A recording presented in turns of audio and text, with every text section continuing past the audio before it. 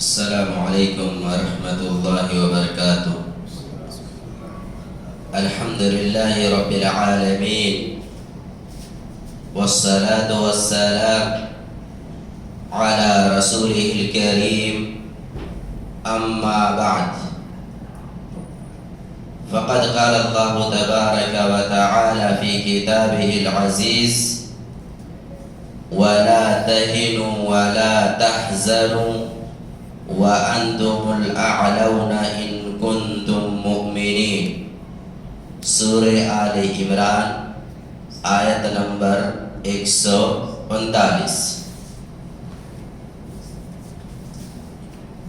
قابل احترام مصلیان کرام اور باپردہ خواتین اسلام، ہر قسم کی تعریف حمد و ثنا اللہ رب العالمین کے لیے ہے، جس نے ہم تمام انسانوں کو اس دنیا کا سب سے صحیح ترین دین اسلام کا ماننے والا بنایا۔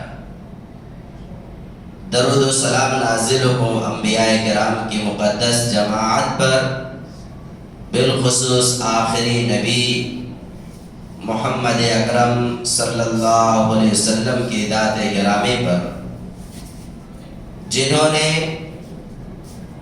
ہماری رشد و ہدایت کے لیے دین اسلام کی تعلیمات کو ہم تمام لوگوں تک پہنچانے کے لیے بے انتہا قربانیاں پیش کی ہیں، بے شمار محنتیں کی ہیں۔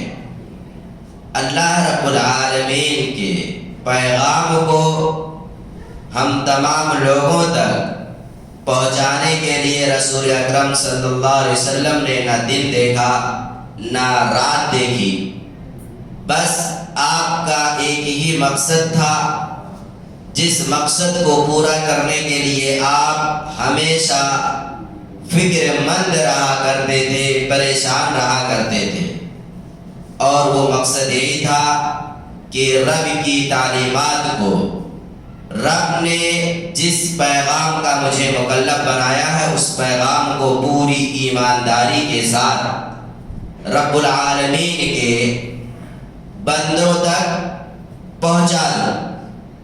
اور آپ صلی اللہ علیہ وسلم نے اللہ رب العالمین کے پیغام کو پوری ایمانداری کے ساتھ پہنچا بھی دیا، کچھ بھی کمی کوتاہی نہیں باقی رہی۔ جو کچھ ہمارے لیے ہو سکتا تھا، جس میں ہمارے لیے بھلائی تھی، خیر جس میں ہمارے لیے تھا، خیر کے تمام راستوں کی آپ صلی اللہ علیہ وسلم نے 23 سالہ زندگی میں نشاندہی کر دی ہے۔ جو چیزیں کتب احادیث میں محدثین کرام نے محفوظ کر لی ہیں۔ میرے بھائیوں، جس موضوع پر گفتگو کرنی ہے وہ موضوع ہے آج کے حالات میں یا موجودہ حالات میں ہماری ذمہ داریاں۔ دراصل یہ بڑا وسیع موضوع ہے، اس پر اگر گھنٹوں گفتگو کریں تب بھی کم ہے۔ دوسری بات، اس موضوع کو ہم دو ناحیے سے دیکھتے ہیں۔ آج کے حالات میں ہماری دینی ذمہ داری کیا ہے، اور ایسے ہی آج کے حالات میں ہماری سیاسی ذمہ داری کیا ہے۔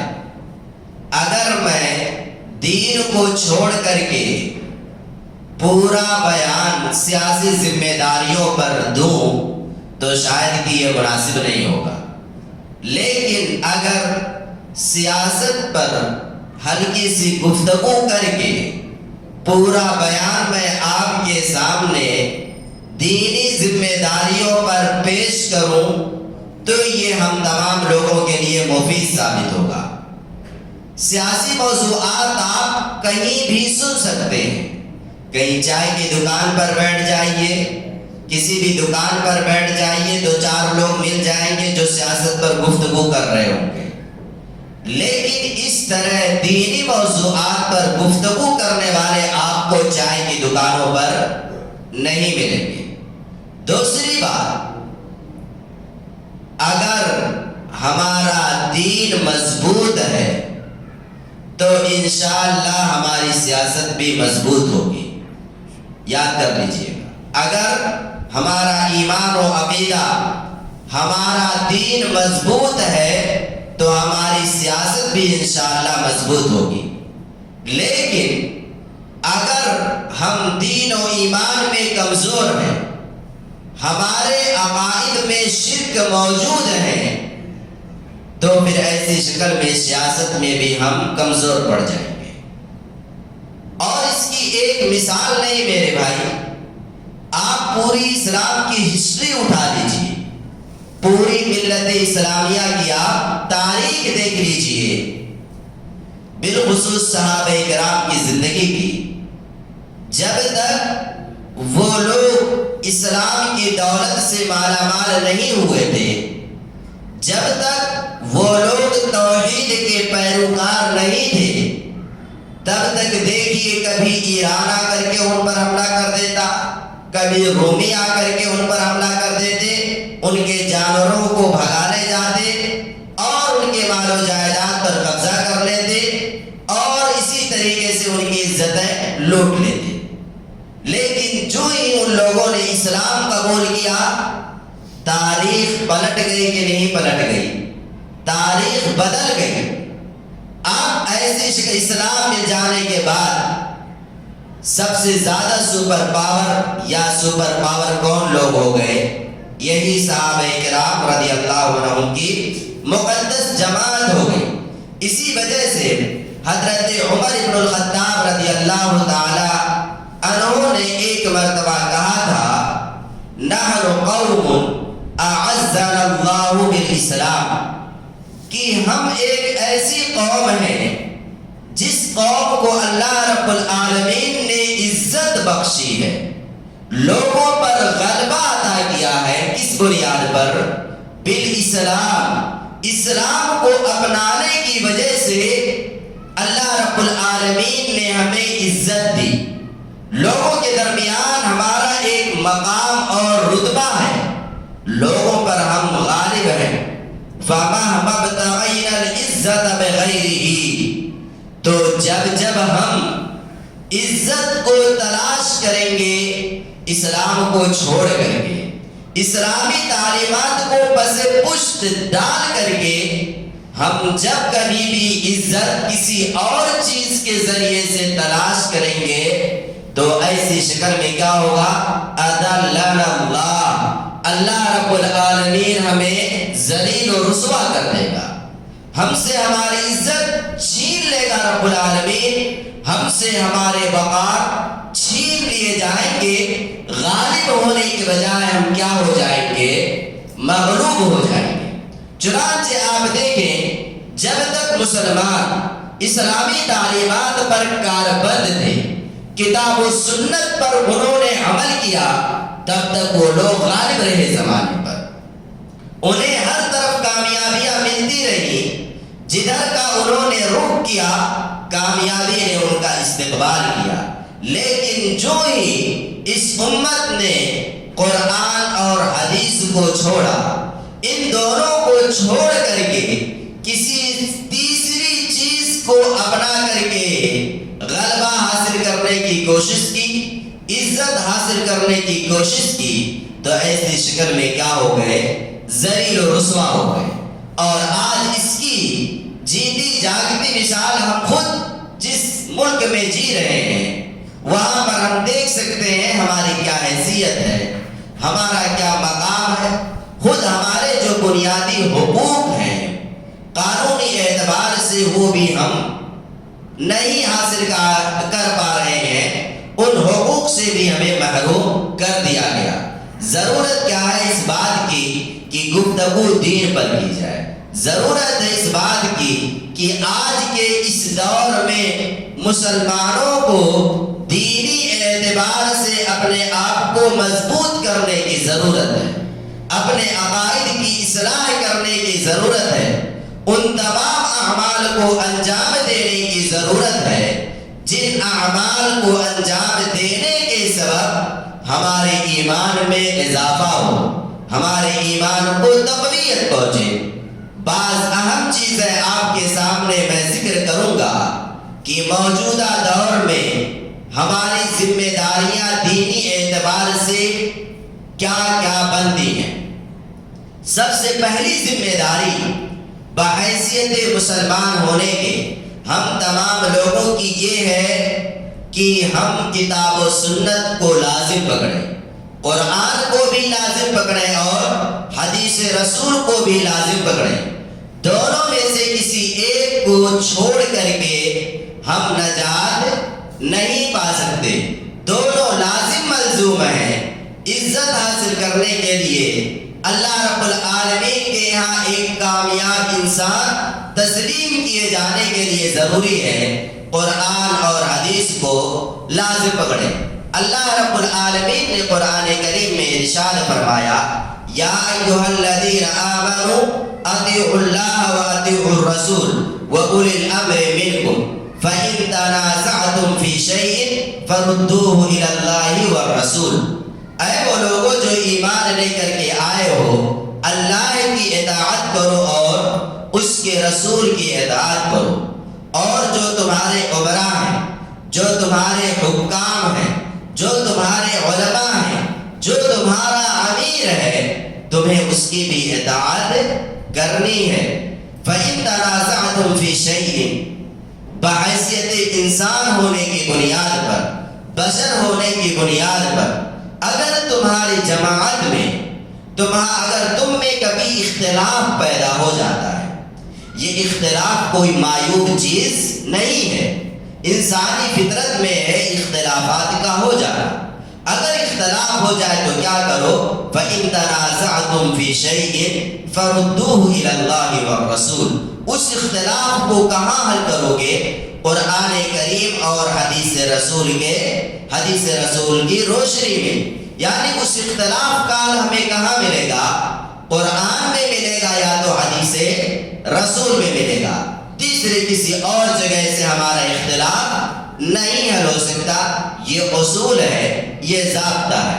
اس آیت کے اندر ایک چیز غور کرنے کی ہے، اللہ رب العالمین نے کہا اطیعوا اللہ و اطیعوا الرسول، اس کے بعد میں پھر یہ نہیں کہا وَأَطِيعُوا أُولِي الْأَمْرِ مِنْكُمْ، یعنی لفظ اطاعت کی تکرار اللہ رب العالمین کے لیے بھی ہے، رسول کے لیے ہے، لیکن عمرہ کے ساتھ لفظ اطیعوا کا استعمال اللہ رب العالمین نے نہیں کیا۔ کیوں جانتے ہیں؟ اس وجہ سے کہ اللہ اور اس کے رسول کے علاوہ کسی تیسرے شخص کی اطاعت مستقل نہیں ہے، ہمیشہ نہیں کرنی اس کی اطاعت۔ ہمارا عالم ہے، ہمارے امام صاحب ہیں، یا ہمارا امیر ہے، یا ہمارے حکام ہیں، ان کی اطاعت اس وقت تک کی جائے گی جب تک کہ وہ نیکی کا حکم دیں گے، جب تک ان کی بات کتاب و سنت کی روشنی میں ہوگی۔ جہاں ہمارے امام صاحب کی بات، ہمارے امیر کی یا ہمارے حکام کی بات قرآن اور حدیث سے ٹکرا جائے گی، وہاں پر ہمیں ان کی اطاعت کرنی ہے، ان کی اطاعت نہیں کرنی ہے۔ الطاعۃ فی المعروف، یا دوسری حدیث لا طاعۃ لمخلوق فی معصیۃ الخالق، اللہ رب العالمین کی نافرمانی میں کسی مخلوق کی اطاعت جائز نہیں ہے۔ تو یہ ہے کہ ہم اپنی زندگی میں کبھی بھی اختلاف ہو کسی بھی مسئلے میں تو اس کا حل ہم کہاں تلاش کریں؟ قرآن کے اندر اور حدیث کے اندر۔ تو قرآن اور حدیث کو ہمیں لازم پکڑنا چاہیے اگر ہم ایک کامیاب انسان بننا چاہتے ہیں۔ اگر ہم قرآن کو چھوڑیں گے یا حدیث کو چھوڑیں گے یا دونوں کو چھوڑ دیں گے تو ایسی شکل میں ہمیں ذلیل ہونا ہے، ہم کامیاب نہیں ہو سکتے۔ اللہ رب العالمین نے کہا فَلْيَحْذَرِ الَّذِينَ يُخَالِفُونَ عَنْ أَمْرِهِ أَن تُصِيبَهُمْ فِتْنَةٌ أَوْ يُصِيبَهُمْ عَذَابٌ عَلِيمٌ۔ جو لوگ رسول اکرم صلی اللہ علیہ وسلم کے حکم کی خلاف ورزی کرتے ہیں، جو لوگ نبی کی باتوں کو تسلیم نہیں کرتے ہیں، انہیں ڈرنا چاہیے، انہیں خوف کھانا چاہیے کہ وہ لوگ کسی فتنے میں نہ مبتلا کر دیے جائیں، یا ان پر اللہ رب العالمین کا عذاب، اللہ کا عذاب نہ نازل ہو جائے۔ یہ آیت ہمیں بتلاتی ہے کہ جب ہم سنت سے انحراف کریں گے، برتیں گے، جب ہم سنت سے روگردانی اختیار کریں گے، سنت کو پس پشت ڈالیں گے، تو ہم فتنوں میں یا تو مبتلا ہوں گے یا پھر اللہ رب العالمین کا عذاب ہم پر آئے گا۔ آج ہم اپنی صورتحال دیکھیں، موجودہ صورتحال دیکھیں، اس امت میں ایک فتنے نہیں کئی فتنے پیدا ہو رہے ہیں۔ عذاب دیکھیں تو عذاب بھی کسی نہ کسی شکل میں ہم عذاب سے دو چار ہیں، اتنی محنت اور جد و جہد کرنے کے باوجود بھی، جہاں ہم نے نہ جانے کون کون سی قربانیاں پیش کی ہیں، آج اسی دیار میں ہم غربت کی زندگی بسر کر رہے ہیں۔ اگر فتنوں کی بات کی جائے تو کئی سارے فتنے ہیں، قادیانیت کا فتنہ، یا اسی طریقے سے مہدی کا دعویٰ کرنے کا فتنہ، یا اور سارے فتنے ہمارے درمیان موجود ہیں جو لوگوں کو گمراہ کر رہے ہیں اور اپنے فتنوں میں مبتلا کر رہے ہیں۔ اگر قرآن اور حدیث کو ہم اپنائیں، ذخیرہ حدیث کا ہم مطالعہ کریں، تو ہم کبھی بھی کسی بھی فتنے سے دو چار نہیں ہوں گے۔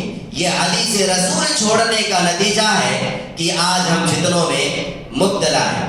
دوسری بات میرے بھائی، موجودہ حالات میں جو ہماری ذمہ داری بنتی ہے وہ یہ ہے کہ ہم اپنے عقائد کی اصلاح کریں، عقیدے کی ہم اصلاح کریں۔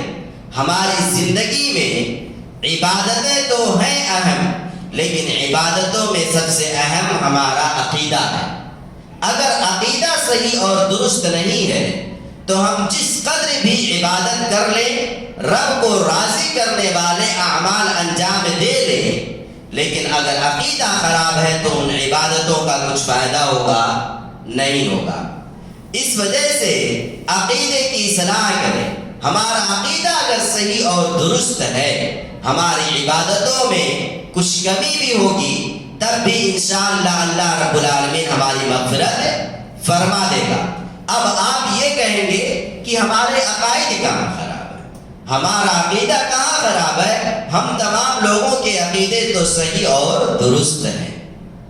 اگر دیکھیں تو اس امت میں ایک بڑی تعداد ایسی ملے گی جو تعویذ گنڈے کا استعمال کرتی ہے، جو اپنے آپ کو مومن، موحد، متبع سنت تو کہتے ہیں، شہادتین کا اقرار تو کرتے ہیں، لیکن اس کے ساتھ ساتھ تعویذ گنڈے کا استعمال بھی کرتے ہیں۔ یہ تعویذ گنڈے شریعت میں ناجائز ہیں، ان کی شریعت میں کوئی حیثیت اور ویلو نہیں ہے۔ جب انسان تعویذ پہنتا ہے تو ایسی شکل میں اس کا اعتماد اور اس کا توکل، اس کا بھروسہ اللہ سے ٹوٹ جاتا ہے، اور کس پر ہو جاتا ہے؟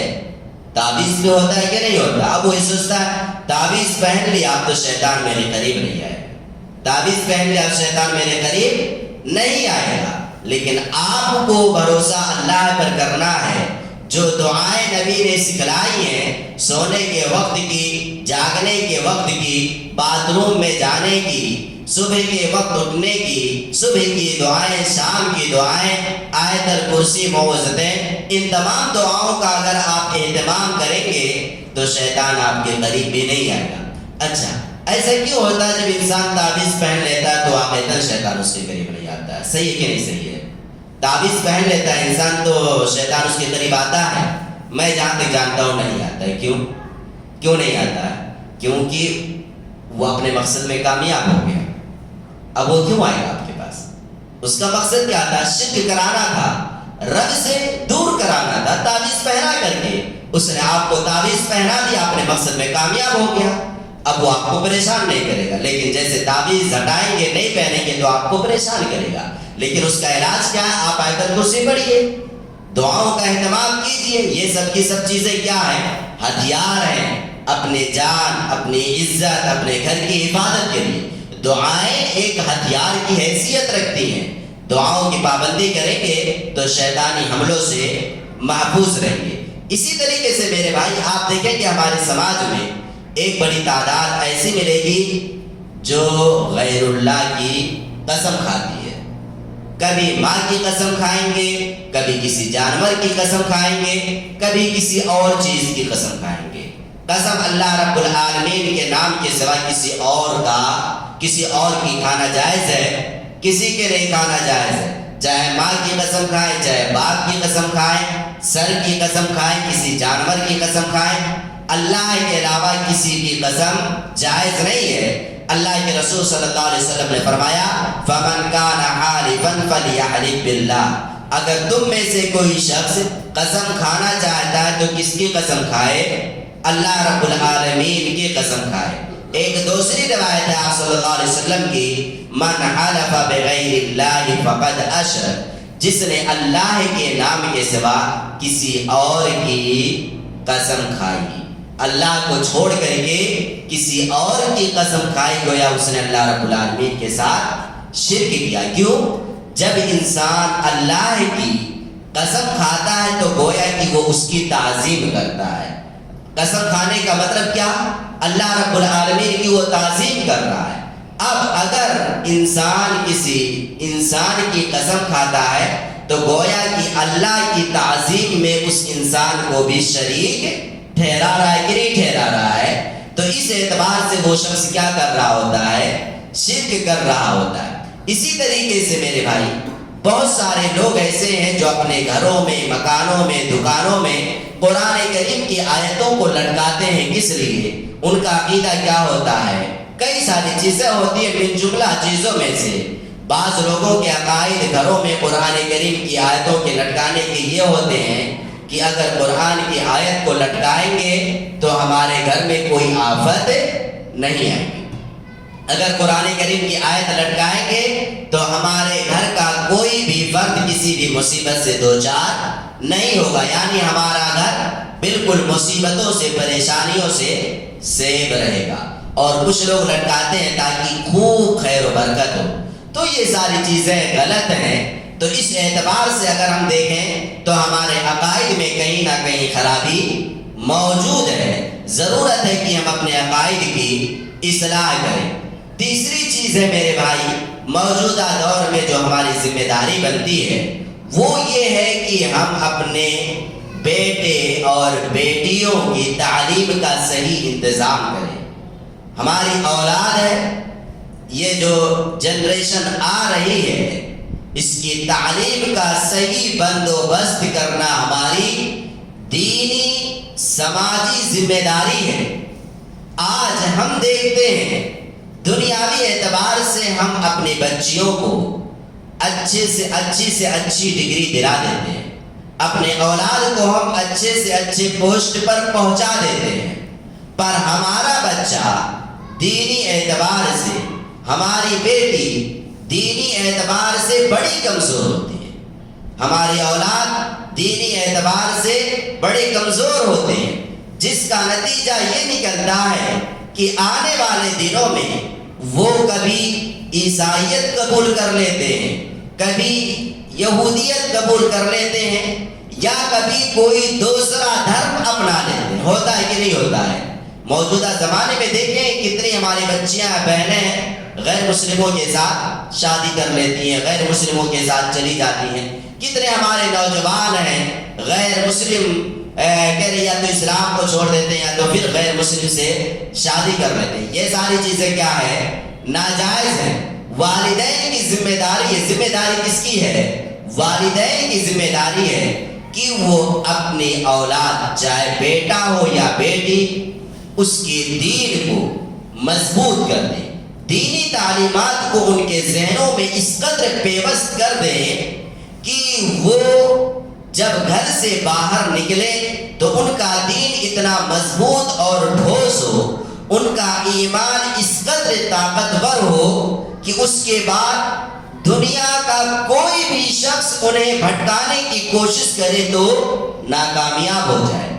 آج ہمارے دین کی کمزوری ہے جس کی وجہ سے آج ارتداد کے فتنے اور نہ جانے کون کون سے فتنے ہمارے گھروں کے اندر داخل ہو رہے ہیں۔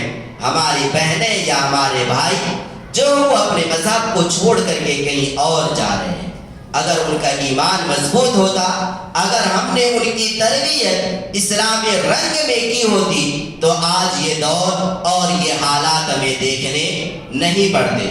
اس وجہ سے ہر باپ کی ذمہ داری ہے کہ وہ اپنی بیٹی کی یا اپنا بیٹا ہے اس کے دین کو، اس کے عقیدے کو سب سے پہلے مضبوط کرے۔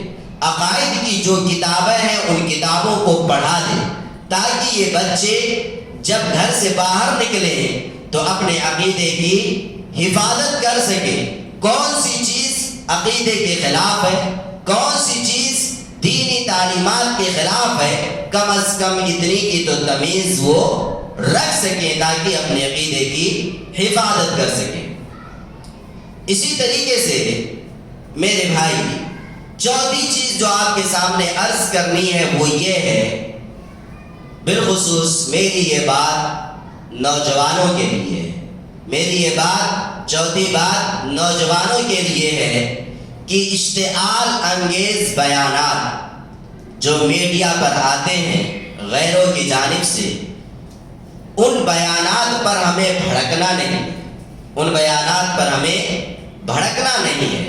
اشتعال انگیز بیانات کئی شکل کے ہو سکتے ہیں۔ کبھی تو ہماری جو آخری کتاب ہے اس کے اندر اعتراضات کیے جائیں گے، اس کے اندر یہ بات ثابت کرنے کی کوشش کی جائے گی کہ اتنی آیتیں ایسی ہیں جو انسانی سماج کے لیے دو دھاری تلوار سے بھی خطرناک ہیں، یعنی ان آیتوں کو قرآن سے نکال دیا جائے۔ کبھی تو قرآن کریم کا مذاق اڑایا جائے گا، کبھی تو قرآن کریم کو نظر آتش کیا جائے گا، جلایا جائے گا، کبھی تو قرآن کریم کو پیروں تلے روندا جائے گا۔ یہ ساری چیزیں کیوں کی جاتی ہیں؟ تاکہ مسلم نوجوانوں کو بھڑکایا جائے، اور جب وہ بھڑکے اس کے بعد میں پھر ان کے خلاف ایکشن لیا جائے۔ ہمارے پاس میرے بھائی دو چیزیں ایسی ہیں، ہم ان دونوں چیزوں کو اگر اختیار کریں تو انشاءاللہ جو کچھ بھی ہمارے دین کے خلاف ہمارے دین پر الزامات لگائے جائے یا ہمارے دین کی مذہبی کتاب اس کا استہزاء کرے یا اس کی توہین کرے، اللہ رب العالمین انشاءاللہ ان چیزوں سے نپٹے گا۔ اللہ رب العالمین نے فرمایا کہ اگر تم لوگ وَإِن تَصْبِرُوا وَتَتَّقُوا لَا يَضُرُّكُمْ كَيْدُهُمْ شَيْئًا، اگر تم لوگ تقوی اختیار کرو اور صبر کرو۔ کتنی چیزیں کی اللہ نے؟ دو چیزیں۔ نمبر ایک، صبر کرو اور تقوی اختیار کرو تو ایسی شکل میں دشمنوں کی کوئی بھی پلاننگ، دشمنوں کی کوئی بھی سازش تمہیں نقصان نہیں پہنچا سکتی ہے۔ اللہ رب العالمین حفاظت فرمائے گا۔ جس طریقے سے آپ دیکھ رہے ہوں گے 1400 سال سے اللہ رب العالمین اپنے دین کی حفاظت فرما رہا ہے، دین کے چراغ کو گل کرنے کی نہ جانے کتنی تنظیمیں بنائی گئی، کتنے افراد وجود میں آئے، کتنے دماغ اکٹھا ہوئے، لیکن کچھ ہوا؟ کچھ نہیں ہوا۔ تو نوجوانوں کو ہمیشہ کبھی بھی اس طرح کے بیانات پر بھڑکنا نہیں چاہیے، صبر کرنا چاہیے، تقوی اختیار کرنا چاہیے، اور جو آپ کے بڑے ہیں، جو رہبر ہیں، ان سے مل کر کے رہنا چاہیے۔ جوانی کی عمر بھڑکنے کی، جذبات کی، خون گرم ہوتا ہے، ہم سمجھتے ہیں، لیکن جو ہمارے بزرگ ہیں، جو ہمارے بڑے ہیں، جنہوں نے زندگی کے کئی ادوار دیکھے ہیں، ان کے ساتھ جڑ کر کے آپ رہیں، ان کے ساتھ جڑ کر کے رہیں۔ یہ تو ایک طرف کی بات ہوئی۔ دوسری طرف ہم اپنے نوجوانوں سے یہ کہیں گے کہ دین کے نام پر وقتاً فوقتاً کئی تحریکیں وجود میں آتی ہیں، اور اسی طریقے سے تنظیمیں دین کے نام پر ہمارے سامنے ابھر کر آتی ہیں۔ وہ تمام وہ تنظیمیں ہوتی ہیں جو ہمیں اپنے ساتھ شامل کر لیں گی پھر نتیجہ کیا نکلے گا؟ آخری رزلٹ یہ نکلے گا کہ ہم جیل کے حوالے کر دیے جائیں گے، قید خانے میں ہم ڈال دیے جائیں گے۔ ایک یہ سمجھ لیجئے کہ ہمارا کوئی قصور نہیں، اس کے باوجود بھی کیا ہو جائیں گے؟ ہمارے بچے یتیم ہو جائے، ہماری بیوی بیوہ ہو جائے، اور ہمارے والدین جب تک اس دنیا میں رہیں وہ روتے رہیں، بھٹکتے رہیں، میرا بیٹا کہاں چلا گیا۔ تو دین کے نام پر جو مختلف تحریکیں، مختلف تنظیمیں ابھر کر کے آتی ہیں، وہاں پر ہمیں جا کر کے کود نہیں پڑنا ہے۔ آپ کو بہت جذبہ دلایا جائے گا، رغبت دلایا جائے گا، بڑے فضائل ذکر کیے جائیں گے، ایسا اگر آپ آ گئے تو یہ فضیلت آپ کو مل جائے گی، یہ مرتبہ آپ کو مل جائے گا مرتے ہی۔ ان تمام میں شامل ہونے کی ضرورت نہیں ہے۔ آپ کے امام، آپ کے علاقے کے جو معتبر علماء ہیں، آپ کی سوسائٹی میں آپ کی جو جمعیت ہے، جو آپ کا امیر ہے، ان تمام لوگوں کے باہمی مشورے سے کہیں جانا ہے، ورنہ نہیں جانا ہے۔ نوجوانوں میں یہ چیز پائی جاتی ہے، جا کر کے کسی تحریک سے، کسی تنظیم سے جڑ جاتے ہیں، پھر آخر میں کیا ہوتا ہے؟ ذلت و رسوائی ہاتھ میں آتی ہے اور کچھ نہیں آتی ہے۔ تو نوجوانوں کو بالخصوص میری یہ نصیحت ہے کہ اس طرح آپ خود نہ بھٹکیں، اور نہ پھر آپ کے پیچھے آپ کے والدین، بوڑھے ماں باپ، بیوی، بچے ہیں، ان کی زندگی کہاں جائے گی؟ اللہ کے رسول، صحابہ کرام کی سیرت کا مطالعہ کرے، ساری چیزیں وہاں پر آپ کو ملیں گی۔ پانچویں چیز میرے بھائی یہ ہے امر بالمعروف والنہی عن المنکر۔ آج ہمارے معاشرے میں یہ اس چیز کا بھی فقدان ہے کہ ہم نہ تو کسی کو خیر کا حکم دیتے ہیں اور نہ ہی ہم کسی کو غلط چیز سے روکتے ہیں۔ ہمارا نظریہ یہ، ہماری سوچ یہ ہے، ہم اپنا کریں، اپنا نماز پڑھیں، وہ نہیں کرتا ہے وہ جانے، اس کا عمل اس کے ساتھ، ہمارا عمل اپنے ہمارے ساتھ۔ اگر یہی نظریہ آپ رکھیں گے یا ہم رکھیں گے تو ہمارا حشر یا ہمارا نتیجہ انجام وہی ہوگا جو کشتی والوں کا ہوا۔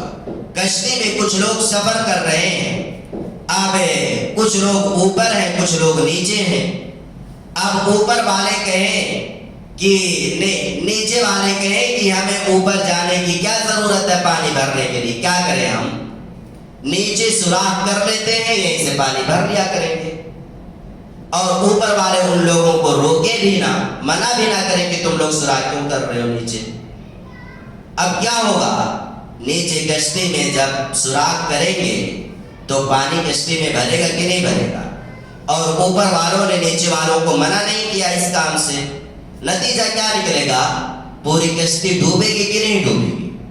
بعینی اسی طریقے سے ہم جب اپنے معاشرے میں لوگوں کی اصلاح نہیں کریں گے، بھلائی کا حکم نہیں دیں گے، غلط چیزوں سے منع نہیں کریں گے، تو ایسی شکل میں یہ برائیاں اور زیادہ معاشرے میں پھیلیں گی، غلط چیزیں معاشرے میں اور زیادہ پھیلیں گی، اور جب اللہ رب العالمین کا عذاب آئے گا تو اس عذاب سے صرف بدبخت لوگ ہی دوچار نہیں ہوں گے، بلکہ نیک لوگ بھی اللہ کے عذاب سے دوچار ہو جائیں گے۔ اس وجہ سے اس پہلو کو نظر انداز مت کیجئے، خود بھی نماز پڑھیے، خود بھی نماز پڑھیے، گھر والوں کو بھی نماز کا پابند بنائیں، خیر کے داعی بنائیں، غلط چیزوں کو آپ روکنے والے بنیں۔ نمبر 6، دینی علم ہمیں کن لوگوں سے حاصل کرنا چاہیے؟ دینی علم ہمیں ایسے علماء سے حاصل کرنا چاہیے جن کا عقیدہ صحیح اور درست ہو، جس کے سلسلے میں ہمیں پوری معلومات ہو کہ اس شخص کا عقیدہ منہج صحیح اور درست ہے۔ آج ہمارے ہاتھ میں یہ ایک چھوٹا سا آلہ ہے جسے موبائل کے نام سے ہم جانتے ہیں۔ ہم نے یہ سمجھ رکھا ہے کہ اگر ہمارے پاس موبائل ہے، انٹرنیٹ ہے، تو اب ہمیں کسی عالم سے ملنے کی ضرورت نہیں ہے۔ دین کا کوئی بھی مسئلہ ہمیں کسی عالم سے یا امام صاحب سے پوچھنے کی ضرورت نہیں ہے۔ یہ شیخ گوگل ہمارے پاس موجود ہے، جو کچھ بھی ہم ان سے پوچھیں گے یہ ہمیں بتا دیں گے۔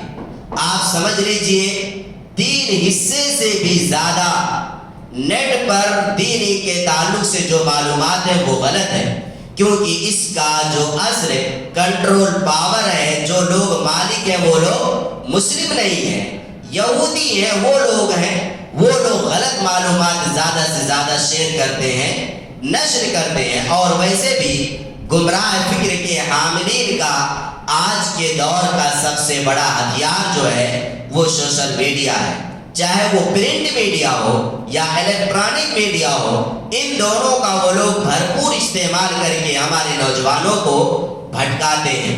اس وجہ سے آپ نیٹ سے معلومات نہ حاصل کریں، نہ اکٹھا کریں، بلکہ آپ اپنے امام صاحب سے، آپ کے جو معتبر اور مستند علماء ہیں ان سے آپ چمٹ کر کے رہیے اور ان سے آپ دینی مسائل سیکھیے، دین کا علم حاصل کیجیے، تاکہ آپ کا عقیدہ خراب نہ ہو سکے اور آپ فکری اعتبار سے گمراہ نہ ہو سکے۔ یہاں پر میں آپ سے یہ بھی عرض کرنا چاہوں گا کہ آج ہماری عوام یا بہت سارے لوگ ایسے ہیں جو عوام سے، جو علماء سے کٹ کر کے رہتے ہیں، اپنی جمعیت سے کٹ کر کے رہتے ہیں۔ یہ چیز غلط ہے۔ آپ جہاں بھی رہیں آپ کا تعلق اپنے علماء سے ہونا چاہیے، آپ کا تعلق اپنے علماء سے، اپنی جمعیت سے ہونا چاہیے۔ جب آپ کا تعلق اپنے علماء سے ہوگا تو انشاءاللہ آپ بھٹکو گے نہیں۔ اس طرح کے کئی واقعات جانتے ہیں کہ پہلے وہ جب گاؤں میں تھے ان کے آباء و اجداد تو منہج سلف پر تھے، ان کے عقائد صحیح اور درست تھے، وہ واقعتاً سچے پکے مومن اور موحد تھے۔ لیکن جب وہ ممبئی آئے، ایک نسل ان کی گزری، دوسری نسل، اور انہوں نے اپنا تعلق علماء سے توڑ لیا، علماء سے ان کا کوئی تعلق نہیں رہا، تو وہ لوگ بھٹک گئے، وہ لوگ گمراہ ہو گئے، کہیں اور چلے گئے، تھے کہیں اور کے اور اب ہو کہیں اور کے گئے۔ تو یہ ہے میرے بھائیوں، اپنے علماء سے اپنے تعلقات بنا کر کے رکھیے۔ آپ کے علماء آپ کے جیب سے پیسہ نہیں نکالیں گے، آپ سے کچھ مانگتے نہیں ہیں، علماء سے جڑ کر کے رہیں گے تو آپ کے لیے خیر ہے، خیر، بھلائیاں ہی بھلائیاں ہیں۔ اسی طریقے سے میرے بھائیوں، آخری چیز جو آپ کے سامنے عرض کرنی ہے اور تقریباً وقت بھی ہونے والا ہے، وہ ہے آپ یہ کہہ لیں سیاسی چیز ہے۔ میں ذرا سیاست پر یہ کہہ لیں تفصیلی طور پر گفتگو، نہ تو یہ میرا کوئی موضوع ہے اور نہ میں نے کبھی گفتگو کیا۔ میرا ماننا یہ ہے کہ ہم لوگ دینی اعتبار سے خود کو مضبوط کریں، اپنے دین کو، اپنے عقیدے کو ہم جس قدر مضبوط ہوں گے انشاءاللہ سیاست میں بھی ہم اس قدر مضبوط ہوں گے۔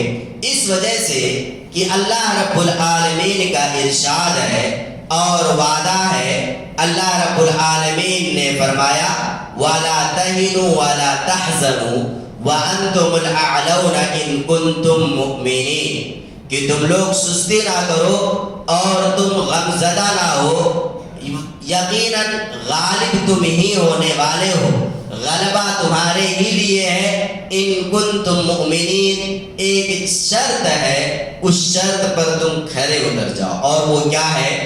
تم مومن کامل بن جاؤ، تم پکے سچے موحد اور متبع سنت بن جاؤ، تمہاری پوری زندگی کتاب و سنت کے سانچے میں ڈھل جائے، تم خود کو کتاب و سنت کے رنگ میں رنگ لو۔ اللہ کا یہ وعدہ ہے، یہ کسی انسان کا وعدہ نہیں ہے کہ اگر ہم خالص طور پر مسلمان ہو جاتے ہیں تو غلبہ ہمارے ہی لیے ہے، کسی اور کے لیے نہیں ہے۔ ہم دنیا کے کسی بھی کونے میں رہیں، دنیا کے کسی بھی ملک میں رہیں، اگر ہمارا دین مضبوط ہے، ہم اپنے واقعتاً اپنے عقائد میں بالکل سچے اور درست ہیں، تو یقیناً اللہ رب العالمین ہمیں غلبہ دے کر کے رہے گا، آج نہیں تو کل۔ اور اس طرح قرآن کریم کی کئی ایک آیتیں اور ہیں جن کے اندر اللہ رب العالمین نے صاف طور پر وعدہ کیا ہے کہ ہم تمہیں زمین پر کیا کر دیں گے؟ غلبہ عطا کر دیں گے. زمین ہی پر تمہاری حکمرانی ہوگی، تمہارا ہی بول بالا ہوگا. لیکن اگر تم کامل مومن والے ہوگے، تب پکے سچے مومن ہوگے، تب ہم جا کر کے تمہیں یہ چیز عطا کریں گے. امام مالک رحمۃ اللہ علیہ کو ہم تمام لوگ جانتے ہیں. امام مالک رحمۃ اللہ علیہ کہا کرتے تھے لَن يَصْلُحَ آخِرُ هَذِهِ الْأُمَّةِ إِلَّا بِمَا صَلُحَ بِهِ أَوَّلُهَا، کہ اس امت کے جو اخیر میں آنے والے لوگ ہیں ان کے احوال کی اصلاح ممکن نہیں ہے مگر انہی چیزوں کے ذریعے سے جن چیزوں کے ذریعے سے پہلے کے لوگوں نے اصلاح کی تھی. اگر انہی چیزوں سے یہ لوگ آخر میں آنے والے لوگ اپنی اصلاح کریں گے تو ان کے احوال کی، ان کے دین کی، ان کے سیاست کی، ان کے عقیدے کی، ان کے معاملات کی، ان کے حقوق کی اور ان کی عبادتوں کی اصلاح ہو جائے گی.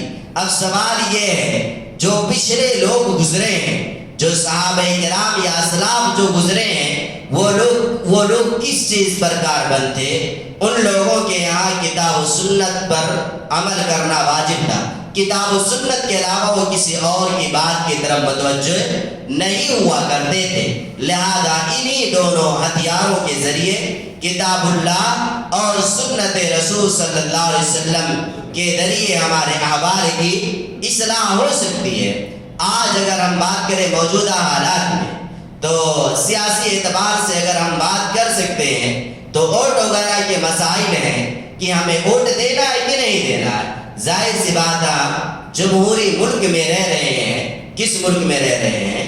جمہوری ملک میں رہ رہے ہیں اور جمہوری ملک میں ووٹ دینا یہ ہمارا بنیادی حق ہے. لہذا ہم جسے بھی اپنا مناسب سمجھیں ہم اسے ووٹ دے دیں، انشاءاللہ اس میں خیر ہوگا.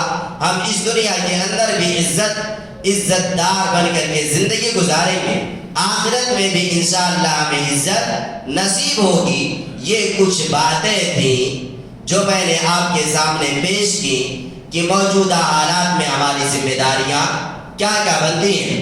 واقعتاً اگر ہم ان ذمہ داریوں کو کما حق ادا کر لیں تو انشاءاللہ ہمارے احوال کی اصلاح ہو جائے گی اور ہم ایک پکے سچے مومن اور متبع سنت بن کر کے زندگی گزار لیں گے. اللہ رب العالمین کے یہاں بھی ہم کامیاب انسان تسلیم کیے جائیں گے اور اس دنیا میں بھی انشاءاللہ کامیابی ہمارے ہاتھ آئے گی، کیونکہ اللہ رب العالمین کا وعدہ ہے اور اللہ اپنے وعدے میں جھوٹا نہیں ہو سکتا. دنیا کا کوئی بھی انسان وعدہ کر کے وعدے کی خلاف ورزی کر سکتا ہے، لیکن اللہ نے جس چیز کا وعدہ کیا ہے اس وعدے کو انشاءاللہ پورا کر کے رہے گا. اللہ رب العالمین سے دعا ہے الہ العالمین تو ہم تمام لوگوں کے احوال کی اصلاح فرما. الہ العالمین دینی اعتبار سے جو ذمہ داریاں ہم پر عائد ہوتی ہیں تو ان ذمہ داریوں کو کما حقہ ادا کرنے کی توفیق دے. الہ العالمین تو ہمیں کتاب و سنت کی روشنی میں زندگی گزارنے کی توفیق دے. الہ العالمین تو ہماری جو بھی عبادتیں ہیں ان عبادتوں کو تو قبول فرما. الہ العالمین تو ہمیں اس بات کی توفیق دے کہ ہم ہر عبادت تیری رضا کے لیے کریں، تیری خوشنودی کے لیے کریں. آمین. والسلام علیکم ورحمۃ اللہ وبرکاتہ.